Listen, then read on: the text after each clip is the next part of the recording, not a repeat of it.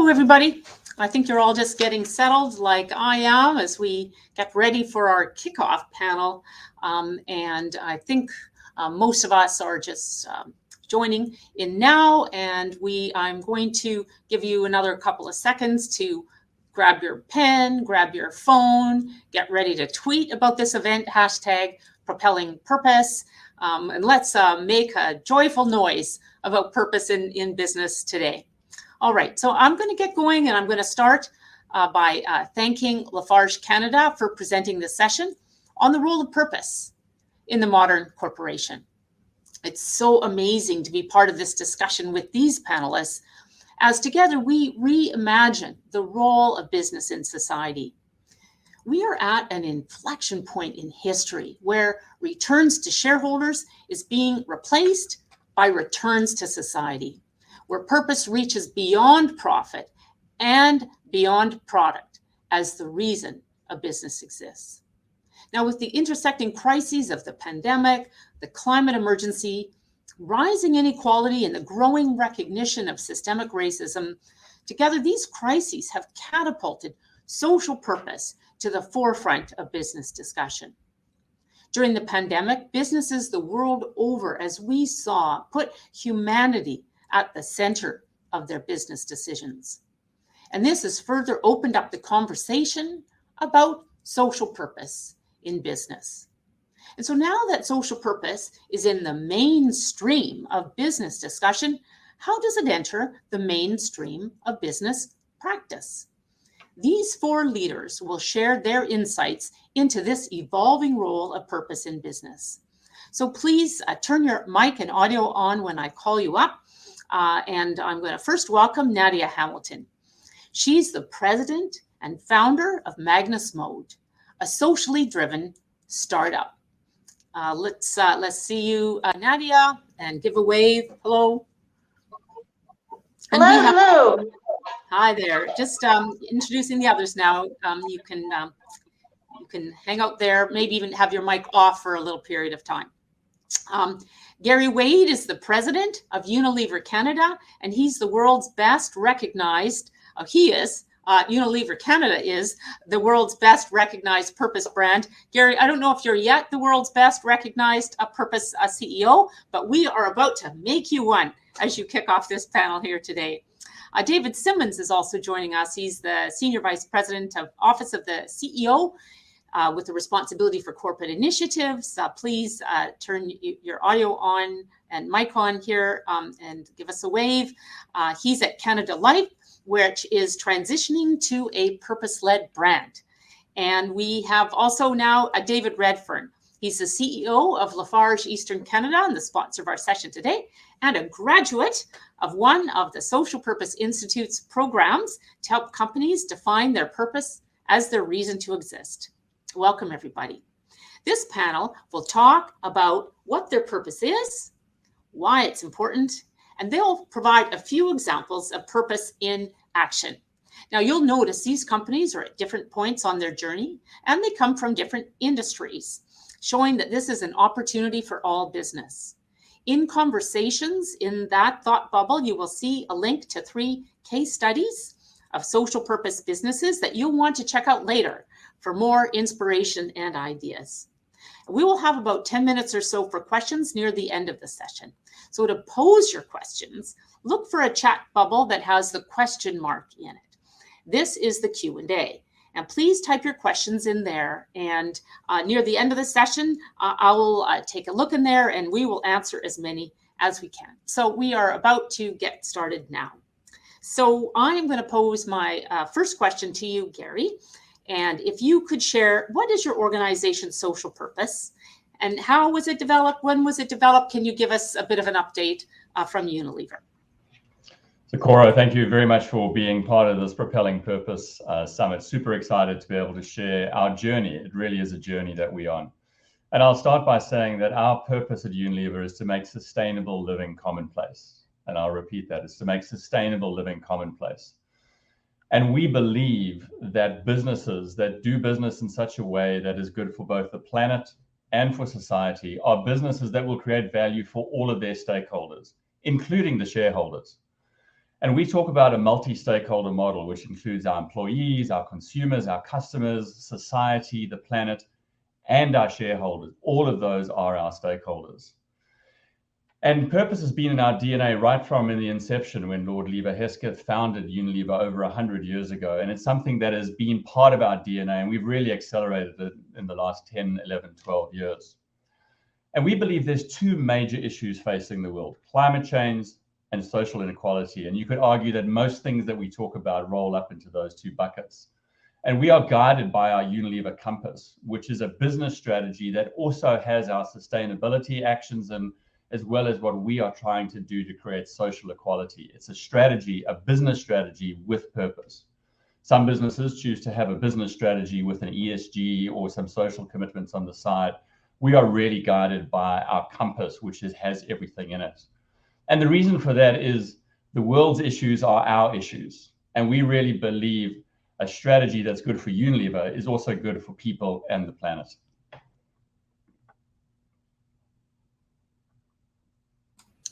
Great, thank you for that kickoff, Gary. Just a couple of call outs.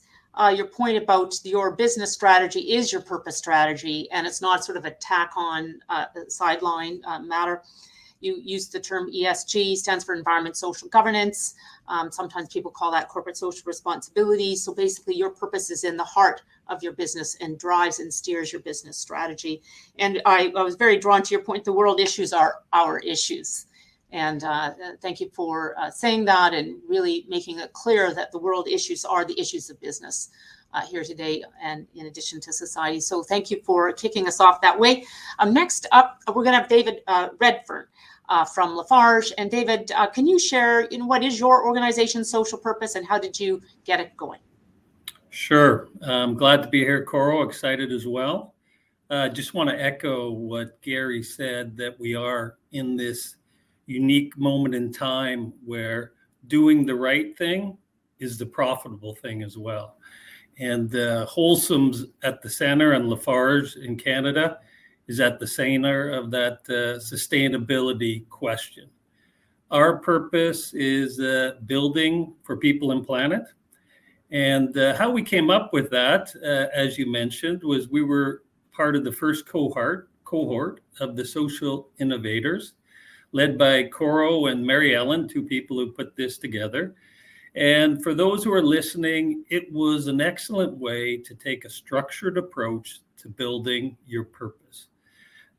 Really, it started by looking at who you are and what the world needs, and really framing the intersection of those two elements as your purpose. Other key ingredients we brought into the discussion was just some of the mega trends that were impacting us. Obviously, in Lafarge, we looked at our social footprint, we looked at our environmental footprint, and then the final piece we added to the mix was the UN SDGs that just helped us frame the conversation. When you mix those all up in a pot, you go out and you start talking with your stakeholders, with your customers, with your employees, et cetera, to percolate that into a purpose that makes sense for not only your internal company, but the stakeholders at large.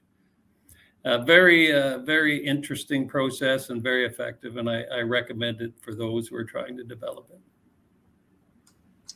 Well, thank you for sharing your approach, David, to developing your social purpose, which we would think of as a social purpose for what you're doing in the Canadian context.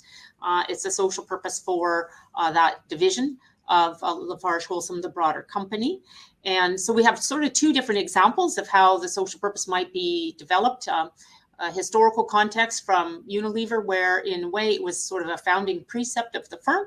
And then we have an incumbent company who, in its own sense of strategic timing, in the case of David and his team, decided that they wanted to define and develop and refine and excavate their social purpose. So there'd be different times and different reasons why a business might want to go this route.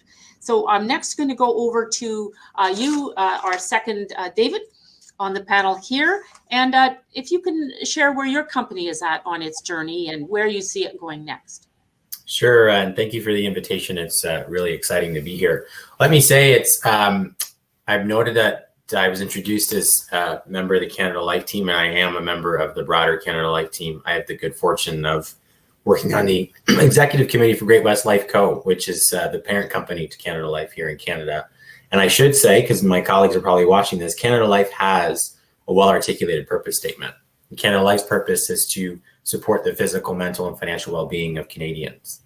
And they live that. And that was part of us bringing together our brands a few years ago. We used to operate as Great-West Life, London Life, and Canada Life. And we brought them together under what's called One Canada Life. And Jeff McCowan, our Canadian president, is quite, I say he's quite prophetic in reminding our leaders why they get up every day to come to work. And it's really about security. And it's about ensuring that financial assets are there for people when they need them most. And that was a lot of work. Jeff and Paul Mann, who's our global CEO, did a lot of work to bring those brands together, to bring that promise together. So when we talk about purpose, we're often talking about the promise we're making to a group of constituents or stakeholders. And so Gary and David have talked about how that transition has happened for them as presidents and CEOs. The commitment used to be to the shareholder, largely defined, and a lot of companies are making that transition to make it more broad.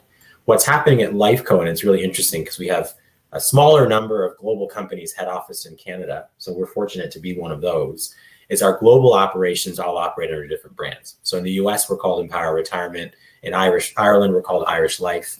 And in Germany, we're called Canada Life Europe, which is kind of interesting. And what we're trying to do now, given the pressure we're seeing to do well by doing good, and I think as an insurance company, we've always done that, right? Lifeco started by helping farmers in Western Canada aggregate their assets to be able to get loans to expand their ability to save for retirement. So we've always had that in our DNA. What we're finding now is there's a global consensus, or we're hopeful there'll be a global consensus around how we measure that impact. You know, how do we deliver against promise? It was very easy 10, 15 years ago to measure your success through EPS growth, through EBITDA, through top line revenue. In addition to those things, because they all still do matter in the private sector, we're looking for how we can help drive consensus around what contribution are you making to sustainability?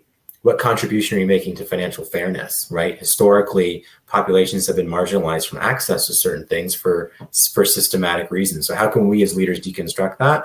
And then, of course, how do we build a culture internally in our companies that reflect the values that we bring to work each and every day? So that's the journey we're on. We're in this really comprehensive process right now that I have the great privilege to lead with a number of my colleagues. And we're doing these things called interrogation sessions. Sounds really aggressive, and it's a little uncomfortable, and it should be. We're asking our staff and our leaders to ask themselves, you know, if you had to make a choice, if you had to make a bet, what would that sound like, and what would the impact look like? And so we're right in the middle of that, and I'm very excited by it. So again, we see the diversity of journeys. There's no one right way to advance on this path. Also, you can imagine you could have like a holding company, which itself might have a social purpose, and then within that, different brands could have a social purpose. And we see that going on at Unilever, and to some degree, that could be what's happening at Lafarge as well. So we've got these very large companies, very incumbent companies, upwards of probably 300 years old if we added it all together. And now we're going to turn it over to a startup company, and what you might think of as a social enterprise in a way, founded by Nadia. So Nadia, can you share with us your answer to the story about what is your organization's social purpose and how did you develop it? Thank you, Carl. I'm so excited to be here. This is amazing. So in order to answer that question, I really have to tell you about the story of how we got started. So my company was inspired by my brother, Troy. Troy has autism, and growing up from day to day, he struggles with tasks that, you know, many people would take for granted. For example, you and I might not need support to brush our teeth or to get dressed in the morning, etc. But Troy needed a little bit of prompting and, you know, reinforcement along the way.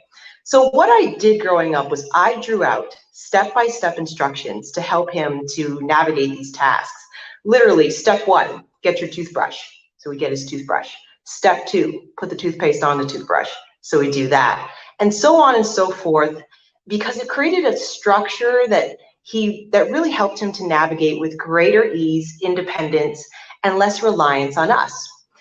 Now, the problem really comes when people with cognitive disabilities, so autism, Asperger's, Down syndrome, dementia, and more, age up, and the world is not equipped to support them. So they needed to go out and go take the bus, go to the mall, go to the restaurant, buy products, and yet there's no step-by-step digital guides to help them to do this. So around the time I graduated from university, I endeavored to basically dedicate my life to bridging that gap from the couch, where people like my brother graduate, to the community. So I developed a product called Magnus Cards that takes that hand-drawn, step-by-step paradigm that I knew worked with my brother, digitalizes it and gamifies it, places it in the palm of your hand, an ever-expanding life skills library with step-by-step guides for everyday living presented in the form of collectible cards. So now, fast forward, it's been about 9 years since we launched, and we have card decks that guide people through everything from breakfast to bedtime, from brushing your teeth to grocery shopping to going to the bank to personal care. And each of these card decks, we have a unique model in which we engage corporations and venues to sponsor and co-create card decks that walk people through their products and services. And, this leads us to basically our mission. As we engage New York City Transit, CIBC, Colgate-Palmolive, brands across North America, we are building and creating a legacy of inclusion and an accessible world. That is what I set out to do when I started this company, and that is what we work on every single day with our corporate partners, venue partners, and the hundreds of thousands of people across North America and worldwide that utilize our program every day to live with greater independence and freedom. So when we speak about purpose and living and driving that, it is our life's blood, and it leads us to living and spreading our mission every day. So inspiring. I don't know about all the audience here today, but when you said we exist to create an accessible world, I got goosebumps. It's very moving and a very touching story about your brother as well, and that you're able to bring forward that innovation into the lives of people around the world through business partners and others. It's a fantastic, inspiring story. Thank you for sharing. And Nadia, I'm going to keep you on the stage a little bit longer because I'm going to have you lead the next question, which is, what are the benefits of having a social purpose to create an accessible world? Like, what are the benefits? We can see the societal benefits, but what can you think would be the benefits to your business, to your organization and your operations? Like, how does that benefit your organization? Well, it's funny because when I first started this company, and I did not intend to have the unique model that we have now that drives in or brings in corporate partners to help us create this content as subject matter experts. It really was the result of thinking about the world through a different lens in terms of, people are disabled by their environments, and the onus and the responsibility is not only on the company to be more accessible and welcoming to everybody, but hey, it impacts your bottom line. There's so many benefits to doing so. And so as I began having these conversations with banks and restaurants and airports and airlines, and they began signing on board, I asked them, I said, so why are you so keen to partner with us? And, I understand that doing the right thing looks good, but, how else is this happening or helping? And so what they would respond is, we have a brand promise to be welcoming and inclusive to all, and this is helping us to demonstrate that in a very authentic and real way. Not only that, we have accessibility mandates in Canada and the US that need to be met. So the Americans and also the Accessible Canada Act, they call for accommodation for people of all abilities. And so we help them to check that box as well. Not to mention the fantastic story of responding to the diverse needs of the populations that we serve. And come on, every single person, every single Troy, my brother, is connected to siblings, parents, caregivers, aunts, uncles, healthcare providers, grandparents. It's an ever-expanding network, a huge underserved audience. And so this contributes ultimately to the bottom line. Doing the right thing is good for morale. It's good for the spirit of engagement and demonstrating your brand promise. And it's good for business. So much in your story here as it continues on. I noticed that we don't have any questions in the chat bubble that has a question mark on it. So I really want to encourage the audience to jump in with their questions. And I'm just going to call out a couple of points here that you found from your experience, that your social purpose and your social mission attracts businesses as partners, therefore attracts customers of the business, and it also creates stories. It's story creating and it's brand building. And so by having the social purpose, other people want to talk about your business and get the word out about your amazing enterprise. So thank you for kicking us off with that question. Nadia, I'm going to go to David Simmons next. If you could also share, what do you think are the benefits of having a social purpose? It's a really good question. And I think as the world's evolving, we're bringing these things into greater acuity for decision makers. I'd say that there are three outputs of a very clear purpose in an organization. They help drive choice. So as operators and strategists, we can sit back and say, where are we adding the most value and where can you have the greatest impact? And a purpose statement helps you really give precision to that option set.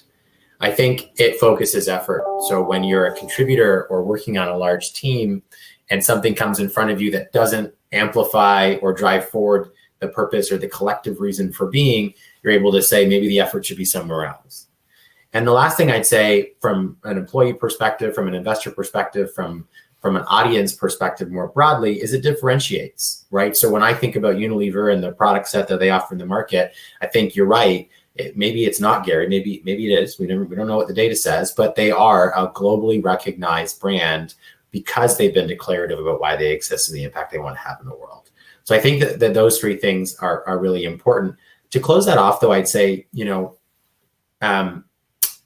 origin story is really important for everyone, right? And I think we need to be honest as leaders that we all have origin stories and they inform the way that we show up, the way that we make choices.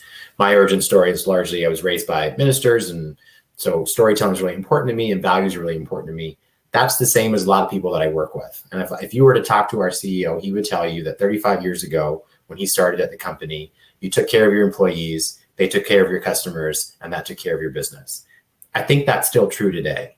And I think that what's happened is that taking care of your employees and your customers is different. There's a different lens to what being taken care of means. And it now includes, how are you impacting the world around me? How are you impacting the people around me? And what choices and power do I have in order to influence that decision set? And so for those of you that work in the for-profit part of this journey, I would say to you, don't forget to bring those data points into the conversation, because I think it'll help move your teams and your decision makers in the process. So a social purpose, that North Star guiding your choices and your decisions, helping you to focus your effort, helping you to differentiate your company in the marketplace. We're developing a really good business case here that we are going to now have David Redfern add to. David, you're not allowed to repeat any of the above. You have to come up with something new and original. No. You could just say +1, whatever it is, however you want to go. No, I think this is additive, and I think it's easy to continue on the storyline. As leaders, our mission, or not mission, our goal is to align efforts and focus efforts. And what purpose did for me when I went through the process was made me reflect on all of our business architecture. And that was an important piece to look at that entire framework to guide our efforts. And it's a bit like David was just saying, but if you look at vision is where the company's going. Mission is how we're getting there. Metrics are how we measure success, and the values are the foundation we build it on. What's strangely missing is why we do it, and that's your purpose. And building that and putting it into the equation is very powerful. I'll talk a little bit about it, but the first thing that it made me reflect as I went through and with my leaders and my team was, were all those things aligned? Were all those 5 things aligned? And they weren't when we first reflected on that. And building this business architecture of those components, especially as the organization grows, is incredibly important. You know, the second piece about having a why, not just a where and how, is when you're going out and try to form strategic partnerships to work outside of the company, where you align on is on the why, not on the how, not on the where, but on the why. And where we are in our journey right now at Lafarge, those external strategic partnerships are going to be critical to our success, not only as a planet, but as a company.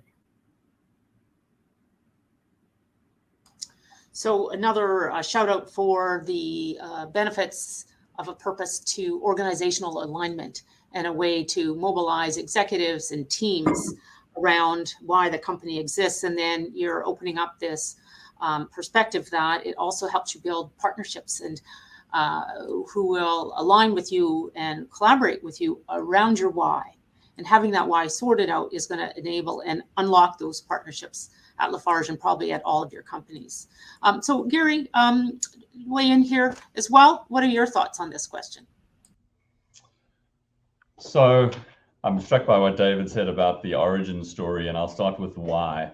The reason I joined Unilever, I grew up in South Africa. I grew up in apartheid South Africa, and I look like I do. So the impact that living in a divided society had on me, and knowing the significant impact it had, and I was privileged. I came from my background, it was very different. And I was fortunate to have a number of friends from different parts of South Africa. So inclusivity and values were always something that was super important for me. And it is one of the reasons why I wanted to join Unilever. And if I transfer that, if I go, and Unilever in South Africa, just to be clear, is a very inclusive company. And that's one of the reasons they offered me a job, but it was one of the places I really I aspired to. In 2010, when we announced globally our sustainable living plan, one of the questions, particularly the financial markets had for us was, does this make sense for business? And our Unilever Sustainable Living Plan is a very comprehensive, far-reaching, aggressive plan about what we were going to do to address social inequality and climate change, said very simply. And we publish our results against that every year, and it's now evolved. So what I'm going to be is very factual about why it makes. We do it because it's the right thing to do, but I'm going to tell you why it makes sense. And there's 4 key reasons. 1, we see faster growth. 2, we see less cost. 3, it's a huge talent attractor for us. And 4, it reduces risk. We sell in Canada 42 brands. I can tell you that our purpose-led brands, the one that you probably know about, Hellmann's, Dove, Knorr, 7th Generation, Shea Moisture, Ben & Jerry's, Lipton, brands that are very clear about their purpose. Globally, those brands for us grow 1.5 to 2 times faster than our total business. In Canada, we see it's probably even more than that. That's not probably, it is more than that. Our purpose-led brands are our fastest growing brands. Secondly, it reduces cost.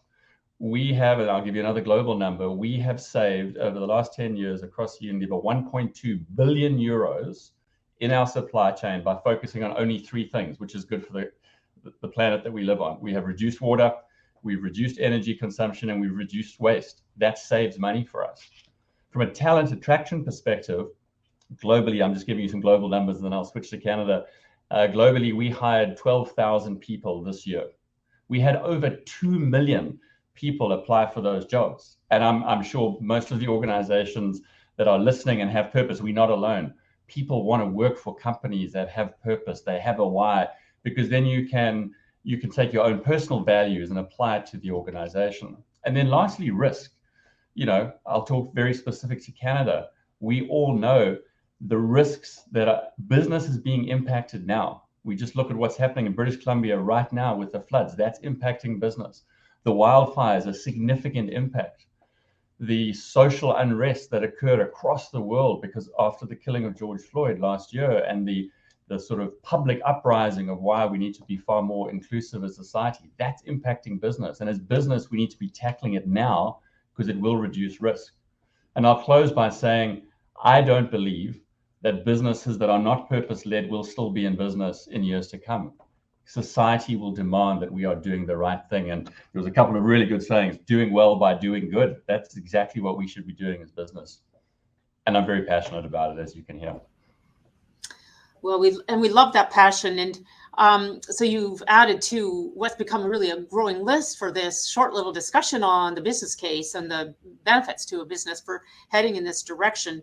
We love to hear that your global purpose brands grow faster, and even so in the Canadian marketplace. And that's, you've got very compelling evidence, historical evidence on that. And employee talent attraction, we know that employees prefer to work for businesses who have these core values that align with the values of their workforce. Easier to attract, retain, especially retain them in these days. So very compelling business case that has come to the foreground here. I'm going to go to a third question, and then I'm going to go over to questions from the audience. It looks like there's 6 there. I haven't looked at them yet. Been so busy listening. So if you could just maybe answer in a couple or 3 minutes, a little bit of a shorter answer. Each of you, could you share how you implement your social purpose in your business? David Simmons, I'm going to have you go first. How do you implement your social purpose in your business? And just one story. So just, a couple or 3 minutes to get into that, if you would. Sure.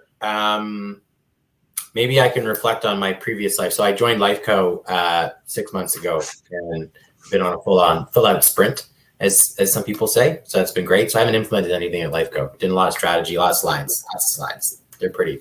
That was a joke, but we're not in the live room, so imagining you're all laughing. I spent a lot of years prior to Lifeco with a company called McKesson. And McKesson is a wonderful organization with a close to 200-year history delivering medical supplies to doctors, pharmacies, and hospitals. They also deliver a number of Unilever products across the world. And it's a logistics company at its core. One of the things that I think we got lost around a few years ago was ordering delivery accuracy. So we got very obsessed with ordering, and we may have forgotten that a lot of what we did was deliver needed health tools to patients. And so the CEO currently, Brian Tyler, is a wonderful leader, restated the purpose of the company from empowering healthcare to improving care in every setting, one product, one partner, one patient at a time. And in doing so, he focused the employee population back on why we exist, why we get up every day to go to work. And there's a saying in the distribution centers that it's not a package, it's a patient. That every box that leaves that center is a patient. We had the good fortune to meet a little girl named Abby who was a cancer patient and couldn't get access to her cancer drugs. And our pickers, our frontline staff, got those drugs for Abby. She did a video for us at our senior leader meeting. There wasn't a dry eye in the room. And it motivated everybody to say, it's not a package, it's Abby. And the end of her message to us was, it's not a package, it's me. And, McKesson, I think, has focused their business. They've done a lot of moves in the market. You can Google them, and they're moving forward based on that. It really drives a choice set. Brian restated the values at the company, again, to help employees know why they were doing what they were doing and to work together. So tremendous organization, tremendous purpose. It's having an impact in the market. And I watch them with great affection, having spent eight or almost 9 years there working on that with my colleagues. Yeah, very, very touching. Another one of those almost tear-jerking moments. It's hard for me as a panelist sometimes to keep a straight face. I'm letting you all know. David, thank you for sharing, and also sharing another story from another company. So we get a feel for the range of practices that are out there. Gary, can you share how Unilever implements its social purpose in your business? You've already described the strategy, so that's a key route. But anything else you would add to that, and maybe a story? Sure. So there's a number of ways, and I'll just touch on a couple and give you a story. I could talk about the fact that we, for over 10 years, have now used renewable energy in all of our factories and all of our offices across Canada. I could talk about how proud we are where we are in our journey, where we have had a fully gender-balanced organization for 9 years across all levels, and we have a very representative business. Our employees represent the mosaic of people and the inclusion of people that we have in Canada. I could talk about the incredible work we do on Dove and how we've changed the conversation on beauty and how many lives we've touched through our self-esteem fund. But today, because it's short, I'm going to focus on Hellmann's and how we're tackling food waste. So what's sad for us to all think about is that Canada is the second highest country per capita for food waste. So we waste per capita, per individual, everyone on this call, we're the second highest in the world. And 40% of food waste comes from our home. That food waste, most of it goes to landfill. It creates methane gas, which goes in, which is one of the biggest contributors to greenhouse gas impacts. So how we're tackling it with Hellmann's is we did a very comprehensive study across usage behaviors, etc. And we came to the conclusion, and we've started something called, we've got a campaign that we've been using for a couple of years, Make Taste, Not Waste. Because we know that if every Canadian chose one night a week to not make anything new and just used what was in their refrigerator or in their home food waste could be reduced by a third. I mean, that is such a big number, one night. So my challenge to all of us is to start doing that immediately. We could reduce food waste from home by a third. And this year we launched a really cool app. It's called Fridge Night. It's inspiring. It's super useful. We use it all the time. If I'm cooking at home, I'm always using Fridge Night because it's really basic. We're giving inspiration and ideas. We call them flexipes. They're very simple recipes, which is why I like them. And all you need is a protein, a vegetable, and potentially a carbohydrate. And we'll give you some examples of how you could bring it. So it's a really practical example of how we're using a brand, building a brand, and making it clear what our purpose is. So my challenge to each one of you in the audience and on the panel is download the app and start making a difference today. So that's what we do. Great. And just what you've done here and now, for example, is what social purpose companies do, is they engage their customers on their social purpose. So they don't see their customers as sort of passive recipients of the purpose or who get to hear about it, but they actually activate their customers on their social purpose. So that is a prime example of that. I made a note of Fridge Night, so we'll be doing that tonight, I'm pretty sure. And then the other thing that you're doing is you are activating your purpose through your brands and your products and through your operations. So again, we're starting to see some kind of a rounding out of the different ways that businesses implement their social purpose. And so next up, we have Nadia. If you could share your story here. Yes, excuse me. So obviously our story has purpose at the heart in terms of, like, my brother is inspiration, and he's now the lead product tester as well. So every single new partner, he tests the card decks. But I've always believed that it's very important to keep the people that you're trying to help or you're trying to serve at the heart of everything that you do, whether it be product development or even marketing or building awareness in other means. So not only do we take our partners, our corporate partners, through a journey through the barriers to inclusion that are faced by people with disabilities, but we also help them with this internal transformation by recognizing what the barriers are and coming up with solutions by breaking down step by step your customer experience, using your products to channel your brand purpose in the lives of people every day. I mean, we're changing lives through activating brands. And so one example that I'll talk about is on many occasions we've had opportunities to throw events with our partners as part of our sort of package delivery. So we threw an event one time at the Royal Ontario Museum. The ROM also developed card decks that guided people through this experience. And so we had 250 people come out with a variety of needs and abilities, and they were using different devices to go through the dino tour or go through the aquarium section or whatever at the ROM. And the parents at first were holding on to the devices. They had accompanied the individuals and they're holding on and they're saying, he needs my help. He's going to struggle. He's not going to be able to do it on his own. Within 15 minutes of downloading the app, looking at the card decks for the ROM, and familiarizing themselves with how it worked, these individuals across the age spectrum, across the age range, they were doing things on their own. And their parents came up to me and they grabbed me by the arm and they said, usually I have to drag my child through. Usually I have to basically be on the lookout for a meltdown that might happen at any second, and we'd have to leave within 5 minutes of arriving. And now they're taking charge. Now they're leading the way. And you know what, Nadia? I see a future of hope, whereas I won't always have to be there for my child from day to day. And so this is exactly how we are channeling that purpose from day to day. We are enabling people of all abilities and implementing our social purpose, not only by helping people to achieve the milestones and live with greater independence, but also by helping companies to further their brand, further their influence, further their reach in a positive way and make an impact in the lives of people from day to day across the world.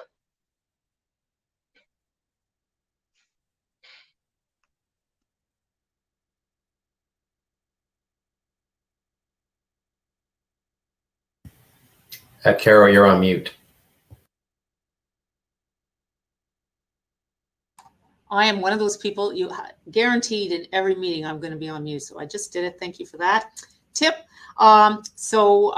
Just a big shout out to you, Nadia, for these inspiring examples of how you are empowering people to live their best selves. And on the question about how you are implementing your purpose, I would add to the list through your product development, through your marketing, and also through engagement of partners outside the organization to help you implement your purpose, because you can't implement your purpose without your partners. So just a big call out of them as well. So David, I'm going to leave you to round up this discussion around how you are implementing your social purpose.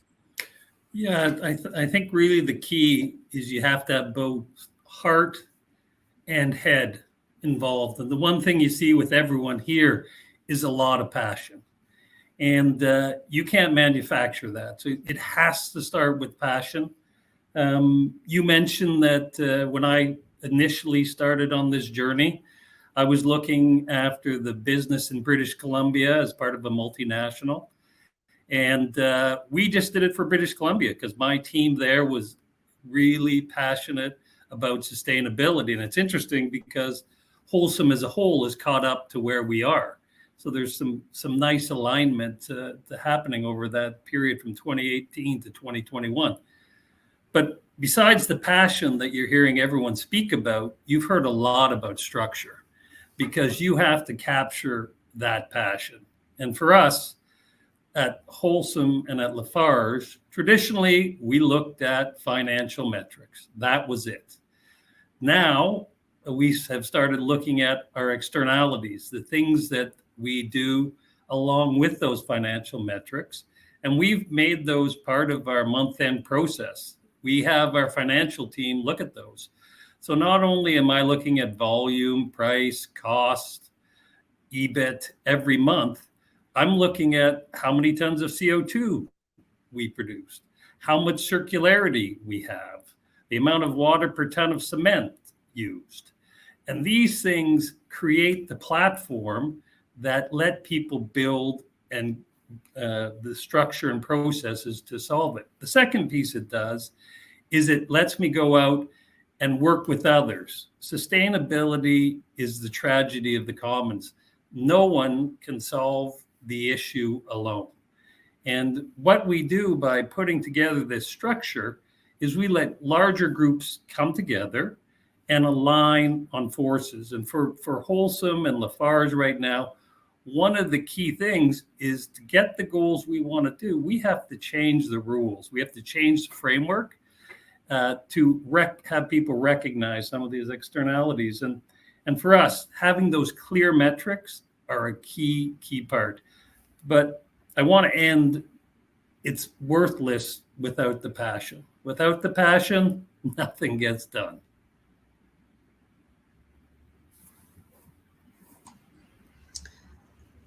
Passion for purpose. And we are hearing this from all of our panelists who are bringing their heart and soul to this conversation. I'm sure you can tell. And even without being in a room with an audience of 300 people to kind of riff off your vibe, we're all really appreciating what you're bringing to this discussion. And to the list that I was sort of pulling together on how social purpose businesses implement their social purpose, we're now going to add metrics.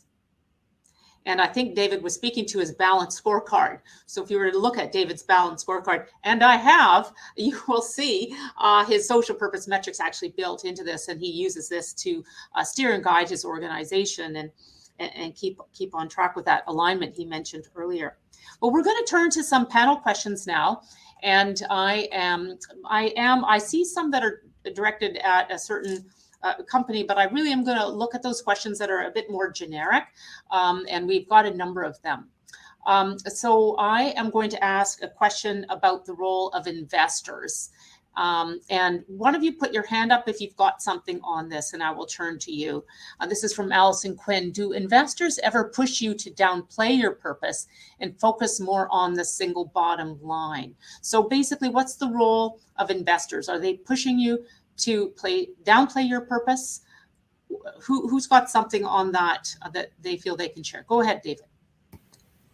So I've worked at 2 public companies in the last 10 years, and I can tell you that it's the opposite, that there is an increasing trend that we call stakeholder capitalism, where investors are being quite declarative around the need for companies to be clear and to measure the impact that we're having in the world. And I think it's a reason why boards are increasingly interested in their obligation as directors of these companies. So both from a right thing to do perspective. So I think, the environment's probably where we're furthest along in the market from an investor perspective. You can Google BlackRock, a large investor, actually voted with activist investors to block 2 directors from being reelected to the ExxonMobil board on a situation of environmental stewardship. The same thing happened with Shell this summer. And a number of financial institutions, both in the US and Canada, have had dialogue around diversity and representation at the board table in response to market conversation. So I think it's the opposite, and I'm guessing it'll be more aggressive given the number of commitments that we saw from large institutions around COP26 over the last 2 weeks. So I think it's quite the opposite. I would maybe add a couple of things. What shareholders are looking at is both short-term and long-term performance, and short-term performance is financials. You cannot forget financials, but long-term performance is really where the vision and purpose comes in. So we really have to balance those 2 things. But the focus, as David just suggested, is going more and more to those ESG-related goals and purpose-led discussions. All right. I would also add, Go ahead. I would also, as a social purpose business, we've had to walk the tightrope from day one between, profit and those social purpose impact metrics. So both have been really, really important to investors. We've been really lucky to find very prolific impact investors to join our team, but it's always been sort of you have to be interviewing people and figuring out, okay, what are their goals? Because there is 2 very distinct outcomes that we're trying to achieve. So one is the growth of a profitable business, obviously, which we're doing very well in, and obviously achieving those social purpose impact metrics. So balancing those and finding investors that share that passion to balance those has been incredibly important. But there are investors who will champion revenue over social purpose, and that might cause you to stray from your mission and your vision. So it is a matter of choosing wisely and sort of like sticking to the impact goals and the vision that you set out to in the beginning. So we've got a lot of perspectives here on this, needing to keep an eye on the bottom line as well while you are building your purpose and bringing it to life. And I think we would all recognize that the purposes, the profits that are generated are the route to growing your business as well. And so helping to make sure your investors understand that, which I know Unilever did, and Gary's holding off from jumping in on that question because he's keen to see me go to another question, which I'm going to do, which is about the employee experience. And we have here a question from William Cote. How do you align employee purpose with social purpose? So Gary, I am going to ask you first, just because we had a round of 3 before, but you want to jump in on that? How do you align employee purpose with social purpose?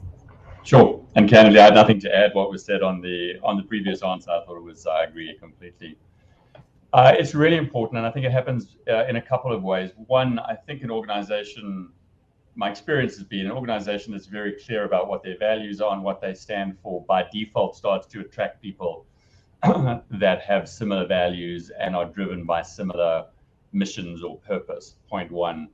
point two, it's really, really important to have whatever you say you stand for be throughout your business. So one of the things I didn't mention about Hellmann's, and it's true for many of our brands, is that we are using sustainably sourced canola oil from Saskatchewan. So it's local, it's Canadian, it's sustainably sourced. And we are also using in our Hellmann's packaging, it's 100% using recycled plastic in the bottle. And the reason I give you that example is less to talk about Hellmann's, but consumers and employees want to know that what you're saying externally is what you're doing internally.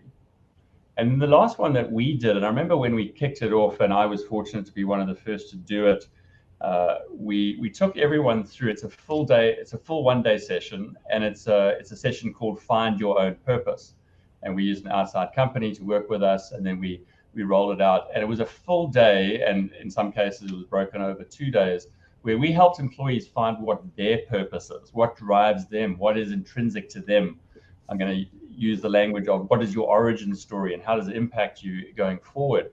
And I remember having someone ask me, well, Gary, if you do that and someone's purpose isn't aligned with Unilever and you spend time training them and they go off somewhere else, how's that helpful for you? And I said, actually, that's perfect, because someone might find their purpose, and we've had people leave Unilever to go start a startup, go into a not-for-profit, create an organization. And that's fantastic, because you want people in your business to feel that they're bringing their best self. They feel that they're adding value every single day, and that leads to high engagement. So 3 sort of quick answers to that question. Does anybody else want to jump in on that one? I can jump in. So a lot of the companies that we've been working with, so we partner with companies and then we co-create these branded card decks that walk them through their services and products and how to use them to live independently. So a lot of the companies that we're working with actually have employee disability or LGBTQ or other aspects, other groups that need representation and need to be part of the development of policies and procedures that champion their rights and needs as well. So the ERG for the disability groups are passionate. They are proud. They are excited to work with Magnus Mode, because we are in effect allowing them to demonstrate and materialize everything that they've been saying is important to them.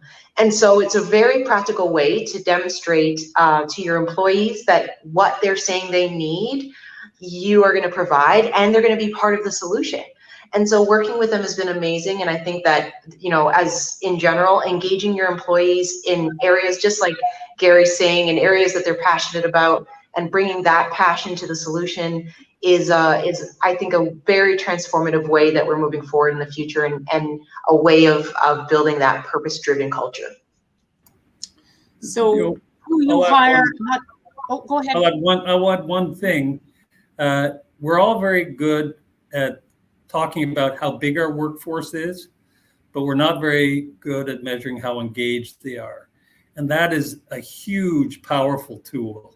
And the question of how do you align those two things, of your employee's purpose and the company's purpose, is that whole question of engagement. And we got to get much more better at talking about that engagement issue. So that's I'd like to just add that. I think, Keller, if I can, David's so right. I left a healthcare business to join an insurance and group benefits business in the middle of a pandemic. If there was ever a moment where it became clear that purpose is culture, purpose is just a new word for culture, and being declarative about that. And, I watched 2 businesses that were largely background businesses become spotlight businesses. And so, the pride, we just got our EOS results yesterday, David, internally, and the pride and enthusiasm that our workforce is feeling right now, despite being stretched, and the uncertainty and the downward pressure. We're paying life insurance claims because of higher death rates in the US, Canada, and Europe. So we're seeing that data on a daily basis, but people feel that their work matters, because it does. And so I'd say David just gave you a huge nugget. You cannot disassociate these two things. So we are wrapping up our question time now. We're driving to a close. I do want to call out the fact that we just spent a bit of time talking about two pretty essential stakeholders of the social purpose organization: the investors, shareholders, those who believe in your business and invest in your business, and then the employees who bring your business to life. So I just found myself thinking that's a fascinating way to kind of wrap up our panel. We are going to quickly do a lightning round to our panelists. I'm going to give you two questions, and I'm just going to let you know, I'm going in Gary Wade first, then David Redfern, then David Simons, then Nadia. So maybe you can kind of steward yourself quickly to get through this lightning round. But I would like you to answer the first question from Michelle Reed. I think she was asking, what business do you get your inspiration from? Is there a company that you look to for inspiration in the work that you do? So don't describe the company, just name the company. And then if you could follow that with a leave behind for the audience, a piece of advice to business leaders and those who advise them as they codify and implement their purpose. So I'm going to go again, Gary Wade, then David Redfern, David Simons, and Nadia Hamilton. If you can go in that order and just self-moderate. Here we go. I get my inspiration from my children and from youth. I think youth is demanding that business leaders of today make a difference. So that's where I get my inspiration.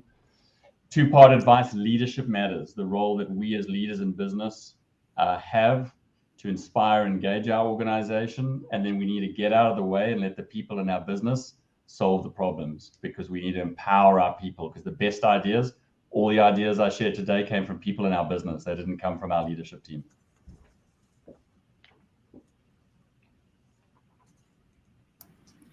So for me, the inspiration comes from businesses like Gary's. Unilever really has led the way on this, and I think a lot can be learned from the work they've done. As far as a final thought, it really is about harnessing the power of your people, and that comes from the two things we spoke of before: having a clear framework, the business architecture, but also having passion in the leadership.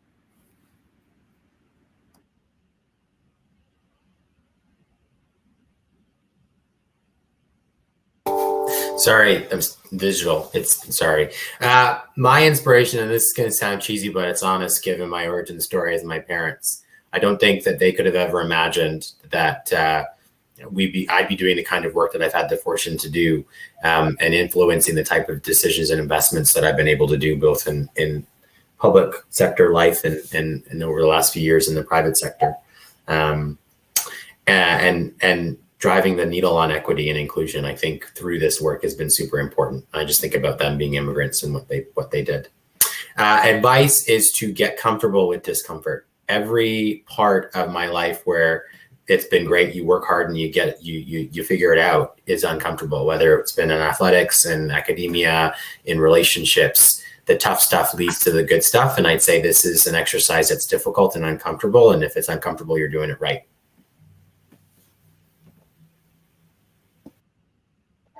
Okay, well, I'm very inspired by my brother, and also people like my brother who are, just courageous and hardworking and living from day to day with great resilience and great, just sort of a purity of the way that they live from day to day, non-judgmental, and kind of setting an example for all of us to follow. I know that I've definitely learned a lot in my life, and the way that I am has been shaped by having a brother with a disability. In terms of advice for companies, I would say that, lead with empathy, make empathy at the core of everything that you do, so that you can understand the variety of needs and abilities that people bring to the table, and the differences that people bring, and view them as strengths. And so empathy requires listening, active listening, and, being not afraid to innovate and, think outside of the box, and perhaps work with a company like Magnus Mode to reach some of your strategic needs, because we're from the community. We develop tools and solutions for the community, and that is the root of understanding and implementing empathy throughout your organization.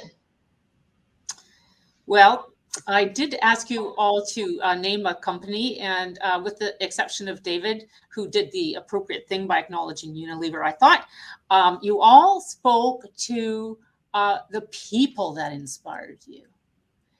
And isn't that a great way to wrap up our panel discussion? The inspiration from people, because we have businesses that are serving people and serving society and creating a planet that people want to live on in the future. So thank you, all of you, for your leadership and for your being courageous and making yourself uncomfortable so you can help create this new model in business. Thank you so much.